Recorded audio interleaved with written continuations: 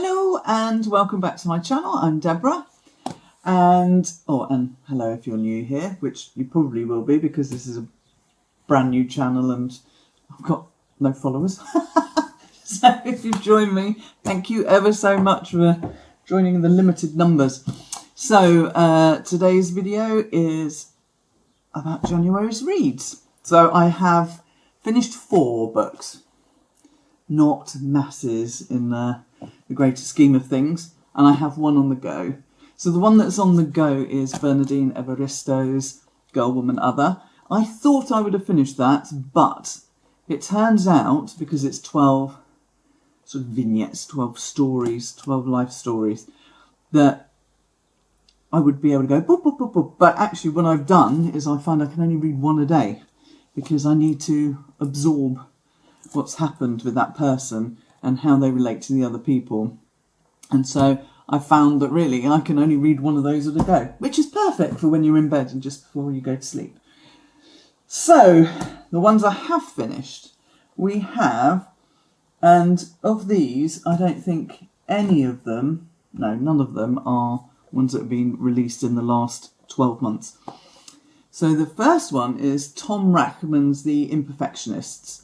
Now this is basically a sort of a history through the lives of people who work at an English language newspaper based in Rome.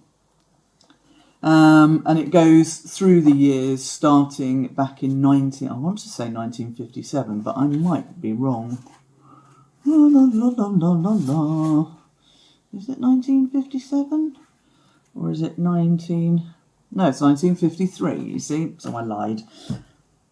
And it basically follows, it doesn't follow the lives, but we have a look at the lives of the people involved in this newspaper, and I found it really sad.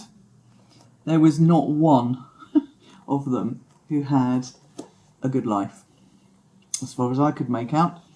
They all had their issues, as we all do.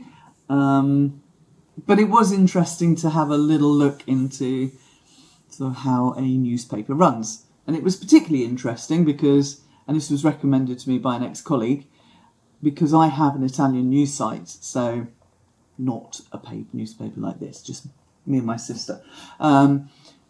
So I thought this would be a good little insight into it, and it is. And so in a way, it's a bit like the Bernardine Evaristo, because we have a little look into the life of the different people within the newspaper, and it's so nicely written. And I dropped the bit which I'd highlighted. I put a little tab in there to say, oh, I'll read this out, and I've dropped it, so typical. But anyway, I would highly recommend, and I gave that a 4-star. Next one, yay, my cosy crime, Agatha Christie's Death in the Clouds. Honestly, I ripped through these in like a couple of hours, which is not surprising because they're only they're under 300 pages long. And one thing that Agatha Christie knows how to do is to write a good cosy, I say cosy crime, but you know, a crime story that you can just gallop through, which is why they keep getting turned into TV films, etc.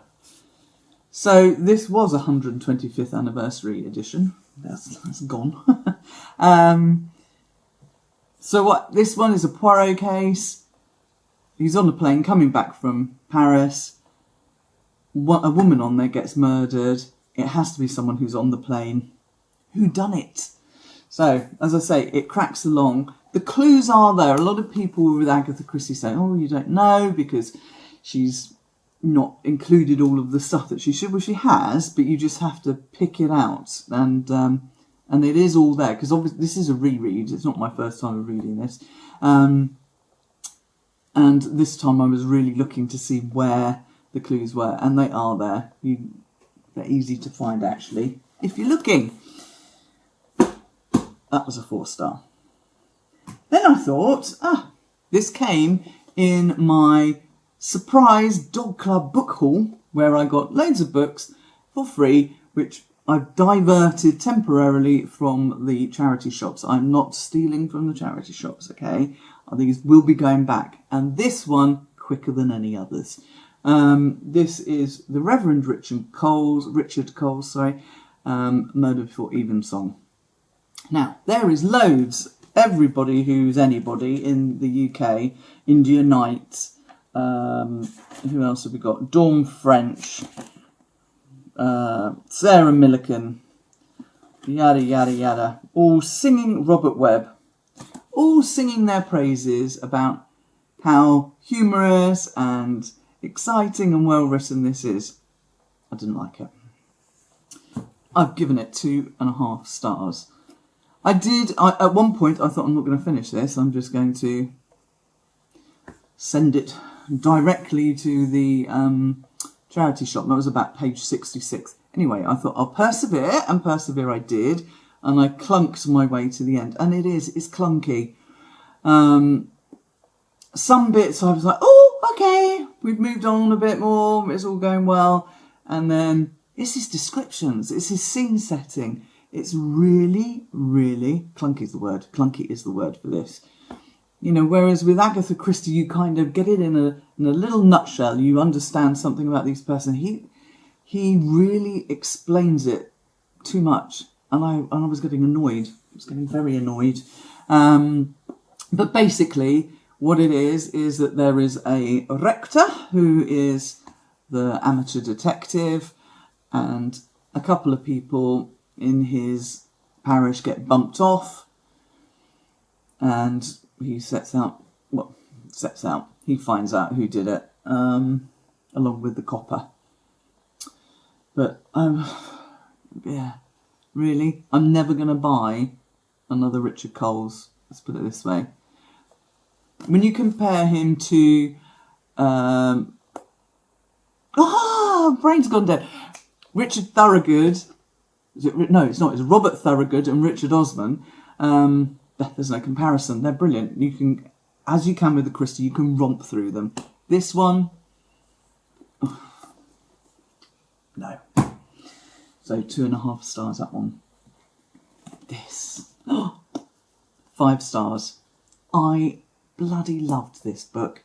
So it's The Trouble with Goats and Sheep by Joanna Cannon. And it's set in 1976. It's mega hot. The heat wave of 1976. And it actually says somewhere at the beginning, like, we didn't know that people would always be talking about the heat wave of 1976 and comparing all other hot summers against it. And I was 6 in 1976, so I can remember all of the tarmac paths melting under your feet, and it was incredibly hot. So partly because of that, because obviously I had a bit of a connection to it, and also because one of the main protagonists in it is a 10-year-old girl called Grace, along with her best friend Tilly, who's 10. We get to explore the heat of 1976 along with a bit of a whodunit. Mrs. Christie vanishes from the avenue where they all live. But then, because she's vanished, all of these other little stories come out of the woodwork. All of these secrets that people have been hiding. Just as happens behind every closed door, there's a secret, there's something that the way we live, the way we act, something that we don't want people to know about, comes out. So all of this comes out. And it leads on and leads on. Now, the two little girls, they think that by trying to find Jesus, because they've been to church and have been told that Jesus is everywhere, that they can, if they find Jesus, that will help them find Mrs. Christie. And eventually they find Jesus on a drain pipe, which basically it was a creosote stain. But the way Joanna Cannon writes, it was just, I was transported there, and it goes along at a really good pace. I don't like anything that takes too long to get there, mainly because I'm lazy, I think. But this is an example of how she writes. She had, I've got the wrong glasses on, never mind, I'll squint. And she had said, yes, so they'd found Jesus in the creosote stain, and the avenue has sort of come together because it had been a little bit disparate. Everyone had been niggly with each other, but now so this is an example. Tilly said everyone was happy because of the weather. She said it was the warmth of the sun on people's faces and the whispery breeze that came through the leaves of the alder trees. She said it was the smell of summer that made people smile as it pushed out of the flowers and the grass and Eric Lamb's bag of tomatoes. I didn't think it was, though. I thought it was something else. I like to think Walter Bishop was right, that it was because everyone had found something they could believe in. I watched them from time to time when they thought no one was looking. They would glance across at the drainpipe and smile, as if they'd made an arrangement with Jesus, as if they had all suddenly found another way of seeing everything. Looking back, I can't remember when it all started to go wrong. It was difficult to tell, but I know that you could smell it travelling through the air, like rain. It was just lovely. So nice. 5 stars. I would reread this one. I loved it that much. So, they were my 4 books that I finished in January 2024. As I say, I've still got Bernardine Evaristo on the go for my little snapshot before bed. And I have started in February the reading list by Sarah Nisha Adams. And I am really enjoying that one as well. So, it all bodes well for February. So thank you for joining my channel, and I'll see you again soon. Bye.